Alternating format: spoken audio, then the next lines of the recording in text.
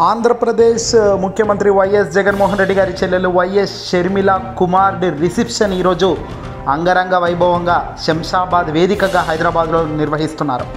తాజాగా అనూహ్యంగా ఈరోజు రిసెప్షన్ ఏర్పాట్లు ఒక్కసారిగా వెలుగులోకి వచ్చాయి. అయితే కేవలం నిశ్చితార్థంకు మాత్రమే వచ్చిన వైఎస్ జగన్మోహన్ రెడ్డి గారు, వైఎస్ భారతి గారు ఆ తర్వాత వివాహం రాజస్థాన్ భోజ్పూర్లో వివాహం జరిగింది. ఇక్కడ మాత్రం జగన్మోహన్ రెడ్డి గారు హాజరు కాలేదు. పొలిటికల్గా సంబంధించి చాలా బిజీ షెడ్యూల్లో ఉన్నారు. అందుకు ముందు రోజే తాను సిద్ధం సభకు ప్రిపరేషన్లో ఉన్నారు. అలాగే ఆ రోజు కూడా చాలా కార్యక్రమాలతో బిజీ షెడ్యూల్లో జగన్మోహన్ రెడ్డి గారు ఉన్నారు కాబట్టి రాజస్థాన్ దాకా పోలేదు.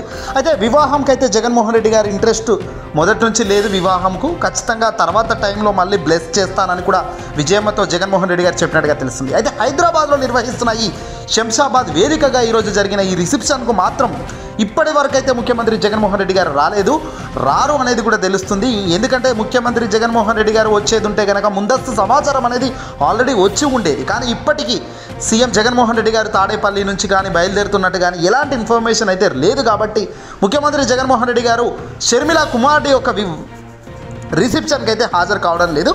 తాజాగా శంషాబాద్ వేదికగా రిసెప్షన్ అయితే కొనసాగుతుంది. తెలంగాణ ముఖ్యమంత్రి రేవంత్ రెడ్డి గారు వచ్చారు.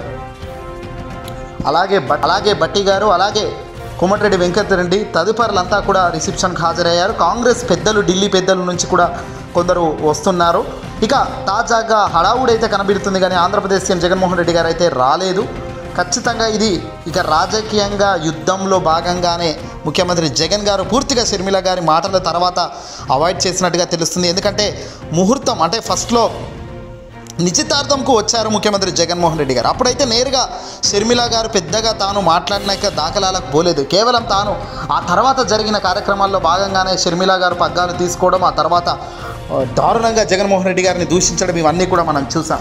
ఏదేమైనప్పటికీ కూడా తాజాగా ఈ రిసెప్షన్లో మాత్రం జగన్మోహన్ రెడ్డి గారికి ఆనాడు కాంగ్రెస్ పార్టీకి సంబంధించిన పెద్దలు, ఆనాడు వైఎస్ రాజశేఖర రెడ్డి గారికి రివర్స్లో ఉన్న వ్యక్తులందరినీ కూడా షర్మిల ఆప్యాయంగా పలకరిస్తున్నప్పుడు నిజంగా చూడాల్సిన అంశాలు ఇవన్నీ కూడా. షర్మిల గారు ఏ స్థానంలో ఉన్నారు, ఎటువైపు తాను వెళ్తున్నారో. ఇక సీఎం రమేష్ దంపతులు కూడా హాజరయ్యారు షర్మిల గారి కుమారుడి రిసెప్షన్కు.